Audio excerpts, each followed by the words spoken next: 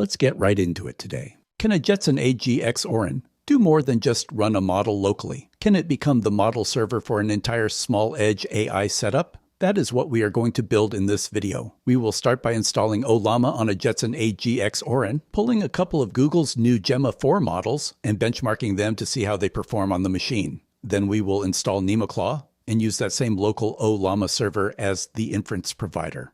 That matters for more than convenience. It also means your prompts and the data you are working with can stay on your own machine, instead of being sent out to a third-party inference provider. In the final part of the video, we will bring in a Jetson Orin Nano and point it over the local network to the AGX Orin. In other words, the bigger Jetson becomes a network model server for the smaller one. That is a practical pattern on Jetson, because smaller machines may not have enough memory to host a capable model. So the story here is simple. First, run the models locally, then use them with NemoClaw. Then extend that capability across the network to another Jetson. On the JetsonHacks account on GitHub, there is a repository named NemoClaw Orin. Clone the repository and switch over to that repository's directory. Let's go take a look at the providers directory. Providers are the services that serve LLMs to the gateway. Currently, NemoClaw can have one service connected to the gateway at any given time. In a previous NemoClaw video, we used VLLM as the service provider. Today, we will use Ollama. There are two different installers for Ollama here. The first is to install Ollama in a Docker container. The second runs Ollama host native. Each has its own advantages. The Docker version provides the safety of working in a sandboxed environment. The host install version is more familiar to many users and is easier to upgrade to run day one models. Because we are going to run the newly released Google Gemma 4 models, we will do a local host install. Let's run the host install script. The install takes around 30 seconds. Here's a recommendation for the model that we used in a previous video. Let's skip that, and we should be good to go. NemoClaw depends on language models that can handle agent-style workflows, especially tool calling. Most very small LLMs may be fine for simple chat, but once the job becomes reasoning through steps, using tools, and staying coherent across a workflow, a lot of them are no longer a very good fit. That is what makes Gemma 4 interesting. Google positions Gemma 4 as a family of open models built for stronger reasoning and agent-style work, with function calling as part of the story. There are smaller edge-oriented versions, E2B and E4B, that can work with audio, images, and video. Then, as you move up to desktop-class hardware, there are larger 26B and 31B models that bring more capability to the table. The 26B uses a mixture of experts design, while the 31B is a dense model that Google has highlighted as a top-ranked model on the Arena leaderboard. In other words, Gemma 4 gives you a range of models that let you match the model to the machine. We'll take a look at E4B. To help manage our expectations, I've included some benchmarks. This measures how long it takes to load a model, time to first token, prompt processing, and token generation speed. Then it makes a second run to show how long it takes once the model is warmed up. For E4B, the test takes around 45 seconds with a 50,000 character prompt. 14 seconds of that is to load the model from the drive. After prompt processing, token generation is around 13 tokens per second. I've pulled Gemma 4, 26B, so we can make a comparison. The test takes around 1 minute 5 seconds. 22 seconds of that is to load the model. On a cold start, it takes around 52 seconds to first token. Token generation is around 11 tokens per second, which is only 2 tokens per second less than the much smaller E4B. One note here, these are just raw numbers during the first days of release. There are none of the inevitable optimizations applied just yet. Now we are ready to install NemoClaw. This is a two-step process. The first step is to set up the Jetson by installing Node and the NemoClaw CLI. Docker is pre-installed on the Jetson. You will want to add yourself to the Docker group. Now we're ready for setup. Password.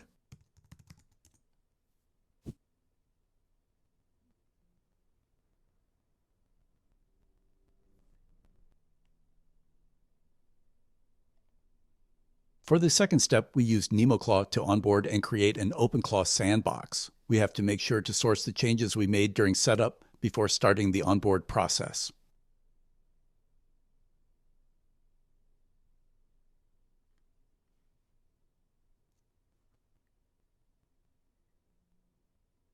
In a major surprise, there is a license to accept.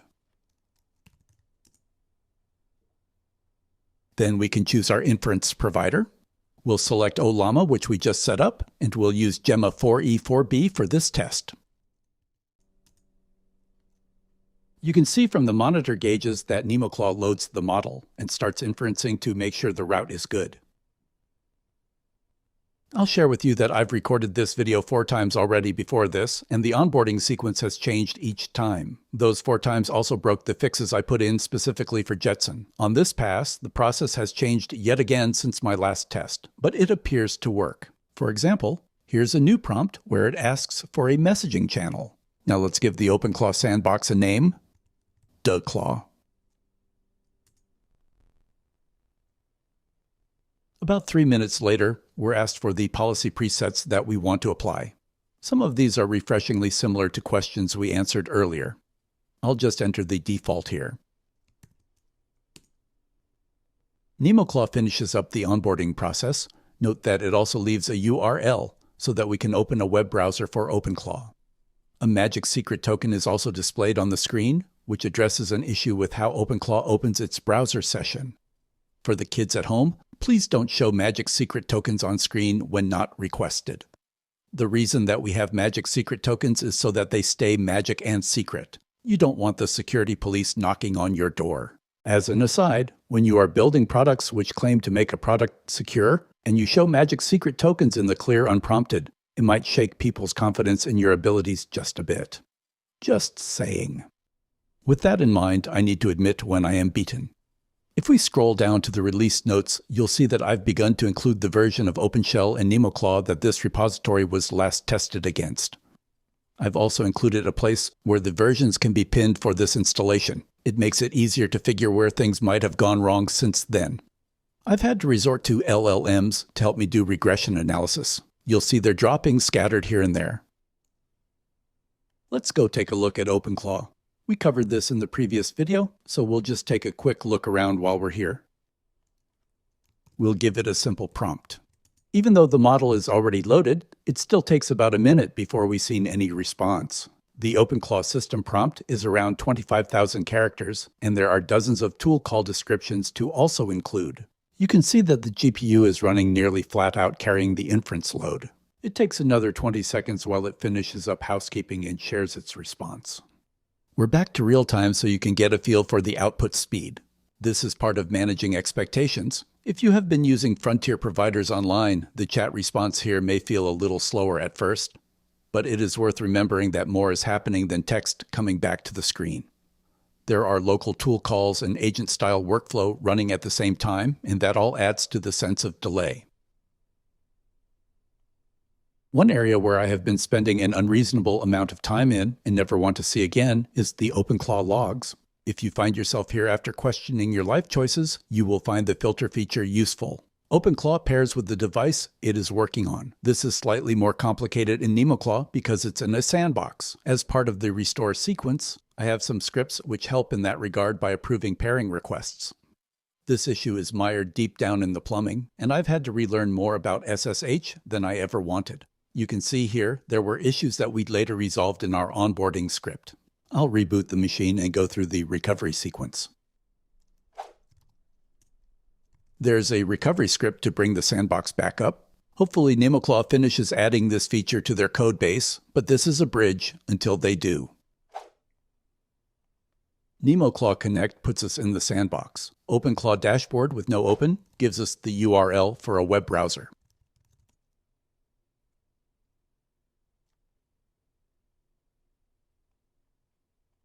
We should end up right where we left off. The OpenClaw terminal user interface is still available.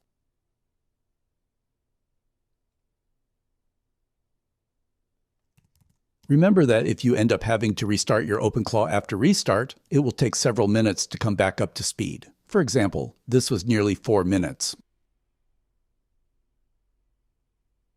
In order to do a remote connect to this machine, we need to find the IP address. 172 is Docker, 192 is the local area network. Yours will be different. Write it down, we'll use it from another machine later. Before we leave, let's take a look at the model response. Gemma is a reasoning model, so just like other frontier models, there's a lot of pre-processing that goes into a response. Depending on how much thinking is happening, it can be some time before you see the results of your prompt. This is the real-time response, so it gives you a better feel for comparing the straight model response against how it shows up in OpenClaw.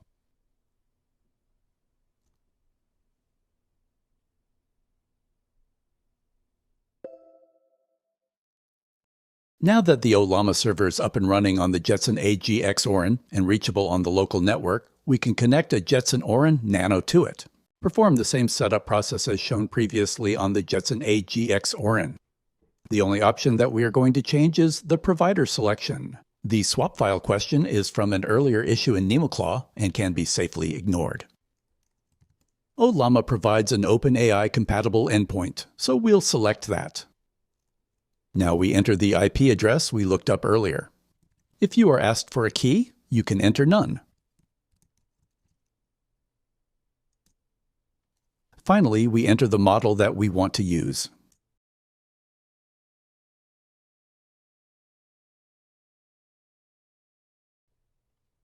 Then we copy the URL for OpenClaw into the web browser.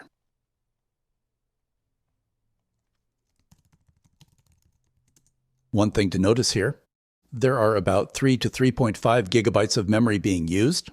NemoClaw is around 1.5 of that, the rest is the system. To run a local LLM for NemoClaw, that means it would have to fit into around 3.5 gigabytes of memory. That's quite a challenge for an agent-capable LLM. I haven't found one yet, but I'm open to suggestions.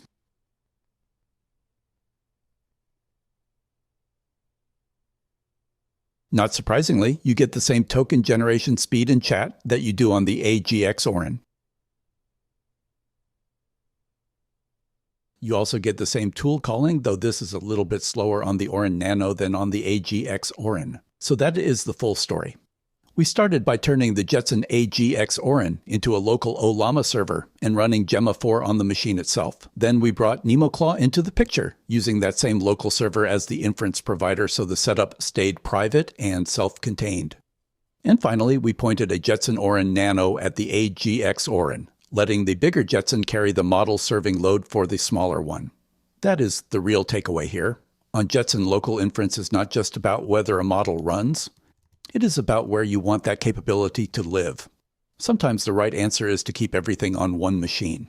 Sometimes the better answer is to let one Jetson serve another across the network. Either way, you are not just running models. You are putting together a practical AI system around the hardware you already have. Thanks for watching.